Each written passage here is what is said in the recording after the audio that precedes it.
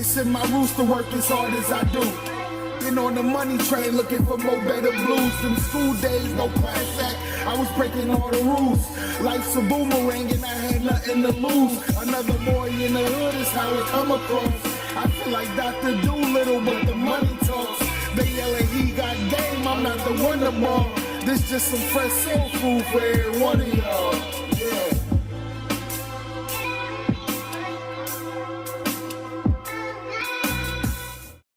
Yo, welcome back for another episode of Cornbread Movie Review. Hey, make sure you like and subscribe to the channel, man. Thank y'all for coming back to rock with me in the Cornbread Movie Review family. Appreciate it. Make sure you like and subscribe to the channel. And share it too, bro. Come on, man. We rocking through this thing. 2024, we chugging along. We here for another update, man. Another update in 2024.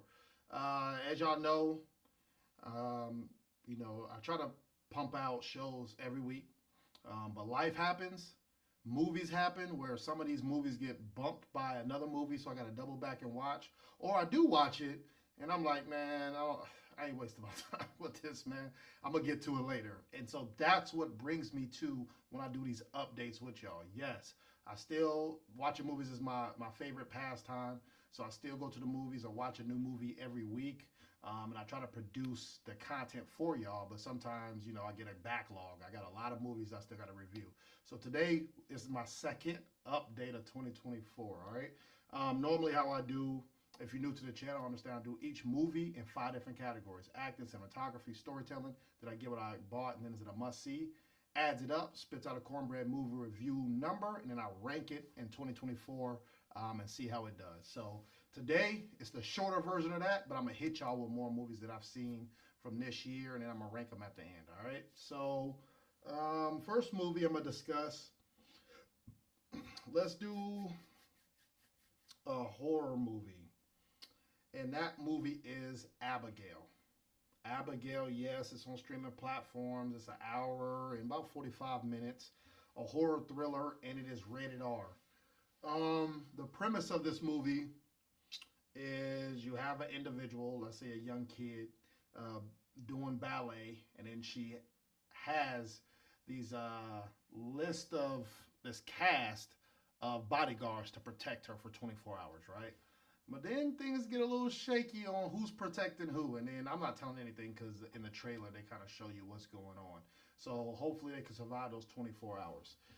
These actors in here are most of them are B-list actors, which is good, right? That means you get people who are going to take this craft serious and who have been in multiple movies before, even successful movies. You got Melissa Barrera. She always bad to me. Hey, she does her thing, but she was one of the protagonists in this movie. I would say original story, right? It's not a remake, which is good because 2024 is a year littered with remakes and prequels and sequels, right? So this is more of an original story. So I think the intent was great. Execution ass. Execution not good. The writing not good, and then just cinematography is just overly bloody, like for stuff that ain't even making sense. It's like it's very tongue-in-cheek old horror movies, like from the 80s and 90s, where the more blood and guts mean it was more successful. And we passed those days, man. You gotta do more than just show blood and fake jump scares to get a higher rating on any review, let alone Cornbread movie review. So for me, overall, very disappointed in this movie. Not saying I was eager to see it, but I'm like, hey, it's different. It's refreshing. And then they just let me down and shook my head watching this movie. So for me, overall, I would rank this movie a 2.5 out of 5. I know, man. We don't have too many of those, which is good. But then again, we don't have too many 5s either, which is also good, right? So everybody's more in the middle. But this was at the bottom of the pack. So Abigail gets a 2.5 out of 5 from me, okay? Next movie that I watched this year that came out, also, this movie is Bike Riders. Yes, Bike Riders. It's on the streaming platforms as well. It's a crime thriller. It's about an hour and 50 minutes, and it is rated R as well. Um, Couple heavy hitter actors in this as well. You have Austin Butler in this movie playing one of the three main characters. You have, female character, then the Austin's character, then he also has a partner as well, and that partner name is Tom Hardy. Come on, Tom Hardy. Hey, enough to say about him. He does his thing. But to me, it's kind of it's like he took over at the end, and then Austin character was the main person, but weaved in and out of being on screen to not or talked about. I don't know. It was a very, very weird. But the premise of this movie is you have the 1965 in Chicago. You have a motorcycle gang. Yes, I'm gonna call it a gang. I know they say motorcycle club, but they was wilding out back then, and some of them do now. And you had a writer following them around, and it's kind of retelling that story. So with that, the storytelling has to jump timelines numerous times. The problem with that is you have a lot of holes in these stories, things that are not making sense, things they don't double back on, or they try to elaborate, but it just doesn't. How did we get here, right? You get a lot of that in this movie. And then you also got a lot of white privilege. So it's kind of was rubbing me the wrong way just watching this movie, right? Like this is the 60s where they're just doing whatever they want and there's no justice for anything. This movie is violent. they fighting, shooting, stabbing, doing all this stuff. And cops is right there like, oh, okay, cool. But, if you're a minority, you don't even have to do anything wrong and you're getting killed and murdered and stuff like that. So it kind of rubbed me the wrong way just watching it. The story may be true, right? And I don't want to take away from that. But just watching that now, it didn't do anything for me. So for me, I would say this movie is going to get a 3 out of 5. A lot of plot holes, a lot of characters who matter and then don't matter. And then reverse that, a lot of characters who do matter don't matter in the movie. So it was back ping-ponging back and forth of where are we going with this? What's the point of this movie? How do they even get their money, right? They're still operating, but what are they doing? So there's a lot of plot holes in this. And what are we doing with this movie? Top-notch characters, but fell off the deep end on execution. Okay? My last movie that I'm gonna talk about. Let's do another horror, and that movie is Long Legs. Yes, Long Legs is a real movie. It's a horror crime little mystery. It's an hour and 35 minutes. It still may be in the theaters. If not, you might check your streaming platforms as well. I think it might just now be hitting the platforms, but don't take my word for it. Check your movie listings for time and places of where they're still showing this movie. All right. So this movie is rated R as well.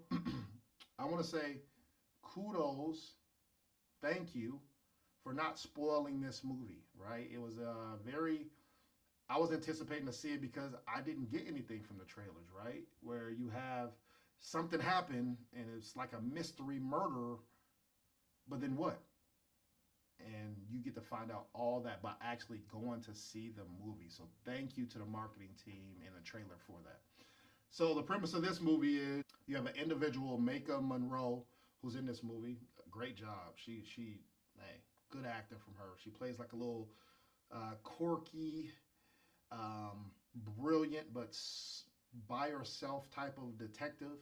And some things happen that traumatized her as well, which makes it kind of better for her to do her job. So something happened with her, but then there's a mass murder on the loose. And so she has to try to track down what's going on and tie the past with the present and merge them together and see if that person or persons are still happening today to protect families and let's say little girls from certain things happening to them. Nicolas Cage is in this as well. You gotta, he's playing he's a little creepy, a little creepy old man in this movie. But his face and the makeup, they did a great job of masking what he looks like. But he does a great job as well. This is an edge of the seat. This is another original movie, high potential. And then towards the end, it's kind of like, how do we end this? So they start doing things that just didn't make sense or became predictable. Yes, there's a little twist at the end, which is good, but this movie could have been a little. I had such potential. I was hyped for this, man. So for me, this movie, Long Legs, is gonna get a 3.5 out of 5. All right. So you got Long Legs 3.5. You got Abigail 2.5, and then you got Bike Riders a 3. Check out my 2024 movies that I've reviewed this year. Come on, let me know where y'all rank these certain movies if you've seen them, or other movies on this list too. So this is the part of the review where I give you a forgotten movie. This is a movie that you forgot about, never heard of, or you definitely need to double back on. And I ain't gonna send you off, man. So this movie today we're gonna discuss is Judge Dredd. Yes, the remake Judge Dredd 2012. It's an action sci-fi movie. You got slow-mo and you got violence, but it's good classic right. This is one of those movies where the remake or sequel lived up to the hype, right? It did the original justice. And this is Judge Dredd. If you have never heard of it, make sure you watch it. The 2012 version. Not saying other versions are bad, but this one I really liked. And make sure you go check out my other movie reviews, top fives. I got some stuff coming for y'all that I'm gonna release in the next maybe month or two on some, I'll try to do more just other than movie reviews, try to do TV shows too. So make sure you like and subscribe to the channel. I love y'all. I'll be back next week. Holla at your boy.